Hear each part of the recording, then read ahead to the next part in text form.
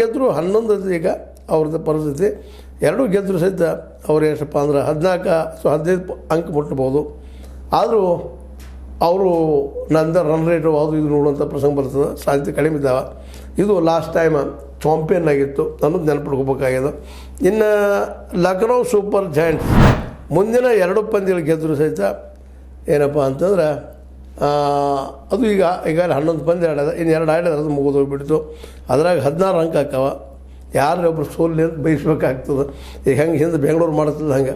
ಹೀಗಾಗಿ ಟಾಪ್ 7ದಲ್ಲೇ Gujarat, royal challengers, Punjab kings, Mumbai Indians ಇವರು ವಿಶೇಷವಾಗಿ ಫೈನಲ್ ಅಂದರೆ ಪ್ಲೇ ಆಫ್ಗೆ ಹೋಗುವಂಥ ಎಲ್ಲ ಲಕ್ಷಣಗಳಿದ್ದಾವೆ. ಉಳಿದವರು ಪ್ರಯತ್ನ ಭಾಳಷ್ಟು ಮಾಡಬೇಕಾಗ್ತದೆ.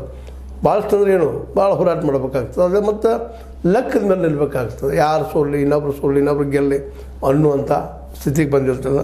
ಅದೇನೋ ಇರಲಿ, ಪ್ಲೇ ಆಫ್ಗೆ ಹೋಗುವಂಥದ್ದು ಈ ವಿಶೇಷವಾಗಿ 4 ಟಾಪ್ ಟೀಮ್ಗಳಿಗಿದ್ದರೂ ಸಹಿತ ಇದರಲ್ಲಿ ಒಂದು 2-3 ಸೋತ್ರ ಡೆಲ್ಲಿ ನಮ್ಮ ಗುಜರಾತ್ ಟೈಟನ್ಸ್ ಅಂತ 1 ಗೆದ್ದರೂ ಸಾಕ ಫೈನಲ್ ಆಗ್ತಾರೆ. ಅದೇ ರೀತಿಯಾಗಿ ನಮ್ಮ ರಾಯಲ್ ಚಾಲೆಂಜರ್ಸು ಸಹಿತ 1 ಗೆದ್ದರೆ ಆಗೋ ಸಾಧ್ಯತೆ ಇದ್ದಾವೆ. ಆದರೆ ಮುಂದಿನ ಮಾತ್ರ ಅವ್ರು 2 ಗೆಲ್ಲುವಂಥ ಅನಿವಾರ್ಯತೆಗಳಿದ್ದಾವೆ. ಮುಂಬೈ ಇಂಡಿಯನ್ಸ್ಗಾಗಿರ್ಬೋದು, ಪಂಜಾಬ್ ಕಿಂಗ್ಸ್ಗಾಗಿರ್ಬೋದು, ಡೆಲ್ಲಿ ಕ್ಯಾಪಿಟಲ್ಸ್ ಅಂತ ಪೂರ್ತಿ ಗೆಲ್ಲಬೇಕಂತ ಪರಿಸ್ಥಿತಿ ಇದೆ. ಕೋಲ್ಕತ್ತಾ ನೈಟ್ ರೈಡರ್ಸು ಮತ್ತು ಲಕ್ನೋ ಸೂಪರ್ ಜಾಯಿಂಟ್ಸು ಮೋಸ್ಟ್ಲಿ ಅವ್ರು ಔಟ್ ಆಗೋ ಎಲ್ಲ ಸಾಧ್ಯತೆಗಳಿದ್ದಾವೆ. ಪ್ಲೇ ಆಫ್ಗೆ ಹೋಗುವ ಸಾಧ್ಯತೆಗಳು ಭಾಳ ಕಡಿಮೆ ಇದ್ದಾವೆ ಅಂತ ಹೇಳ್ತಾ ಇದ್ದಾರೆ. ಅಂದರೆ ಟಾಪ್ 5 ಟೀಮ್ಗಳನ್ನ ಆಯ್ಕೆ ಮಾಡ್ತಿದ್ದಾರೆ ಪ್ಲೇ ಆಫ್ಗೆ. ಅದು ಮತ್ತು ಪ್ಲೇ ಆಫ್ದಲ್ಲೇ ನಂತರ 2ನೇದ 3ನೇದವ್ರಿಗೆ 4ನೇದವ್ರಿಗೆ ಇಡುವಂಥದ್ದು, ಅದರ ಮತ್ತೆ ಆಗ್ತಾರೆ.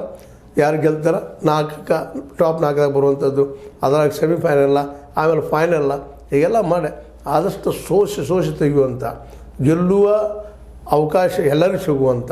ಯಾಕೆ ಕೆಲವೊಮ್ಮೆ ಏನೋ ಒಂದು ಟೈಮ್ದೊಳಗೆ